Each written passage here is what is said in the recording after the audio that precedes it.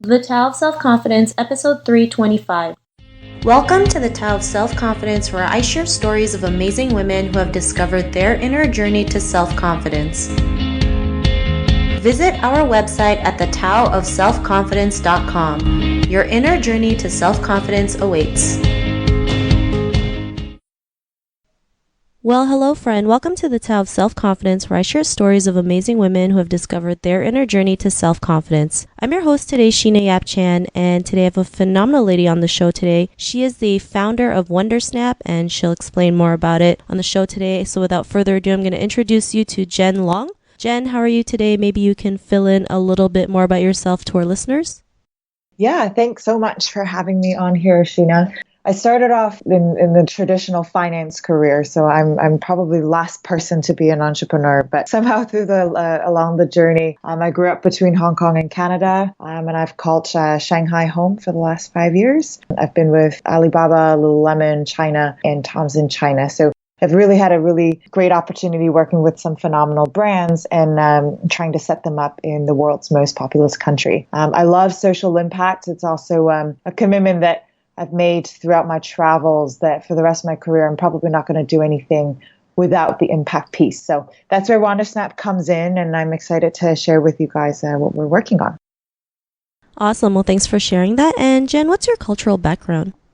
Yeah, I am typically confused when I'm asked that question. So I was born to Shanghainese father, and my mom was Hong Kong and Canadian, and she grew up on both sides of the Pacific Ocean. Awesome. Well, thanks for sharing that. And what would be your favorite self-confidence quote? I think it's more confidence is within. It's not something that, at least I'm a believer, you don't go out to seek confidence. It's more that you gather enough data points. It's like a soup. At some point, you brew it long enough, the confidence just bubbles up. So maybe that's a bit controversial, but I don't really read confidence books or self-help books. I think it really comes from within, as long as you gather enough data points to let that soup brew. Thanks for sharing that. And, I think it's great that you mentioned confidence is within, because a lot of people feel like they don't have that confidence, not realizing it's inside them. And like you said, it's just like brewing like soup, right? You just have to bring it out of you. And, there's different ways of bringing that out. So, I really like that you mentioned that, because I really like focusing confidence on more like an inner strength versus like confidence that's seen on the outside. I mean, once you work from the inside, then everything else will come out. So love that quote that you mentioned. And what would be your definition of self-confidence?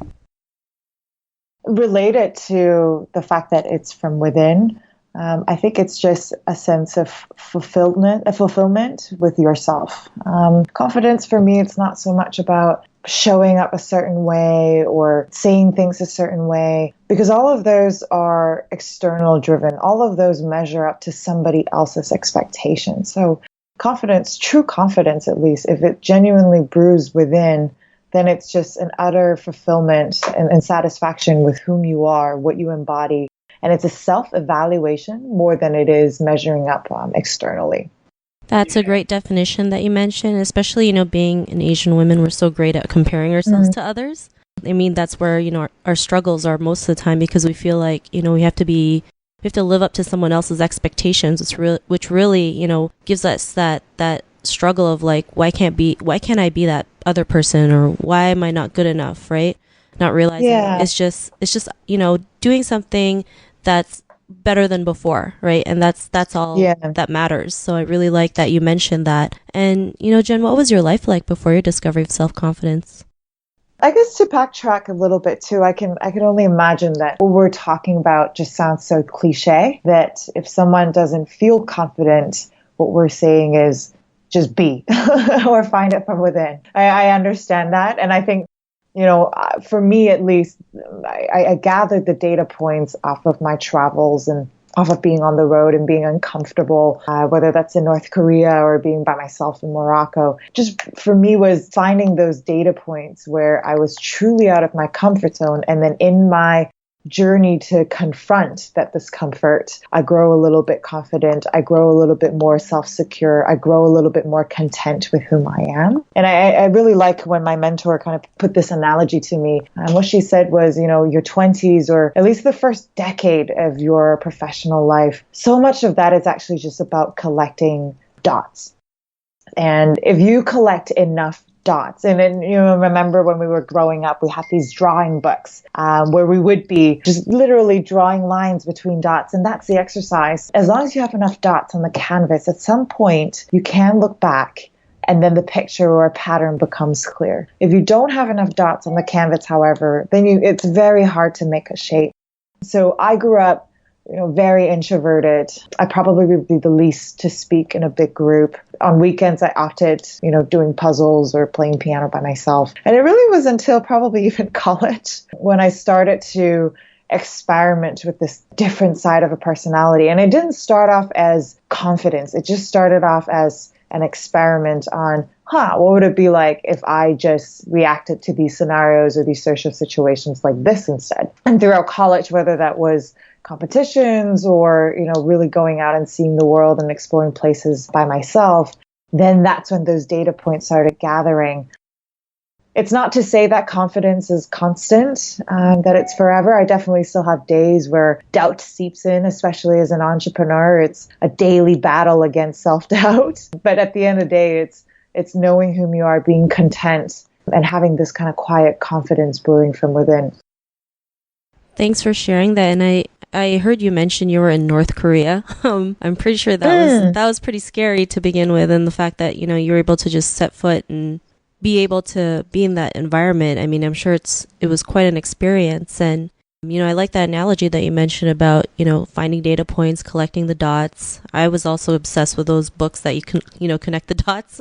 And, I like that you mentioned that, you just experimented with a different side of personality. You didn't know what the outcome was going to be, but you just went ahead and did it regardless of maybe how scared you are, or not realizing like you had no idea what's going to happen because of this. What's your life been like now? Yeah, I think there's an added layer to that too, where there's obviously that book called Quiet, brilliant read. And I think the distinction is we all assume being confident to be extroverted, and it's almost like a personality attribute. But really, maybe we live in an extroverted world where the instant gratification of social media and likes and follows, and a lot of that almost reward extroverted behavior. And when I experimented with different hats, I'm a typical Gemini where I have days where I can wear the extroverted hat and I can play up to the room and the social setting. But really, the more special days are the ones when it's just quiet confidence within. That it is this peacefulness. There's no judgment. It's just you evaluating against your own standards and your own expectations. So dancing between both ends of that spectrum, I think, is probably my brand of confidence, if you would even call it that. And as a result, I've gravitated more towards careers and opportunities where I was encouraged to be extroverted confident, and whether that's BD heavy type roles, or constantly being on the road meeting new people and trying to bring them onto an agenda, or dancing on the other side where it really just takes the hustle, rolling up the sleeves, and just knowing that what strategy you came up with will work and you're going to test it out, which I think that's integritous to the entrepreneurial journey. Thanks for sharing that. And I love how you mentioned that, you did start from within, and everything that was extroverted started coming to you, right? Versus you kind of seeking it, knowing just to work on yourself, knowing to work from within really makes a huge difference. And I think that's a great lesson to learn, because a lot of people feel like you mentioned, right? They see things on Instagram and Facebook and they see like a million likes and they're like, why can't I get that, right? What's wrong with me? And it has, it's not measured by maybe the number of likes or the number of followers. It's just how you are the day before and the day now and what the difference was, and everything else will fall into place. So I really thank you for sharing that. And to the woman who's listening to your episode, she may be in her own journey of self-confidence. What would be that one tip you would give to her? The biggest like you need is your own like. It's not the other million that's on the internet who are strangers. Often we talk about self-love so casually, and I have good days, I have bad days too. I would be completely candid, but the work really is at the end of it all, do you like and love yourself? Are you the best version of yourself? If you can be and you're at peace with that, the likelihood is you do show up as confident. You do show up as fulfilled around the people whom you care about. So I'd say get that like. And the most important one is the like, whether or not you would give yourself. Thanks. And I really love that tip. The biggest like you need is your own like, because I think that's what's most important. We have to learn to love ourselves, be okay with everything about ourselves, whether it's good or bad. And once we do that, everything else it's not as important, right? Because you know your own worth, you know that you have what it takes to go out there and be the person that you are or live the life that you want. So love that tip that you mentioned. And if our listeners wanted to get to know a little bit more about you and what you do, is there any links or social media profiles we can connect with? Yeah, so I'm personally on Instagram. You can find me on Long Story Short, and that's long with 2 O's. And then as well, Wandersnap, our venture, that's spelled WANDR. SNAP is also on Facebook and Instagram. And a little shout out for it. It's our intent is for it to be Asia's Airbnb for photography. So for all of you who love traveling and adventuring in order to seek your inner self and build confidence, we'd love to be able to capture your next vacation. And we use part proceeds to teach low opportunity youth how to take photos so then they too can create art for a living. And one of the things that actually has been the most rewarding about the whole experience has been when we teach these youth photography. On the surface, it seems like technique, it seems like editing and just fundamentals to how you would frame a photo. But really the power is you see the glimmer in their eye and all of a sudden they can create. And when they create, the voice that they have builds confidence. All of a sudden, what they share matters and people respect and would even, give them props and encourage them to continue. So I'd encourage you to even think about confidence in terms of the formats that it shows up in and then how you can curate that. Photos is definitely even one of those. Thanks for sharing that. And to our listeners, if you want to connect with Jen, you can also head on over to thetaoofselfconfidence.com and search for Jen's name. Her show notes will pop up along with everything else we talked about. And I really just want to thank Jen for taking the time to share her story with us. So thank you so much. Thank you so much, Sheena, for setting this up. I really appreciate it. Not a problem. It was an honor having you on the show. And to our listeners, be on the lookout for another new episode of another amazing woman's journey to self-confidence. And we'll talk to you soon. Bye for now. Thank you for tuning in to another amazing episode of The Tao of Self-Confidence. Want to learn how you can use podcasting to market your business? Download your free report by visiting our website at thetaoofselfconfidence.com. Your inner journey to self-confidence awaits.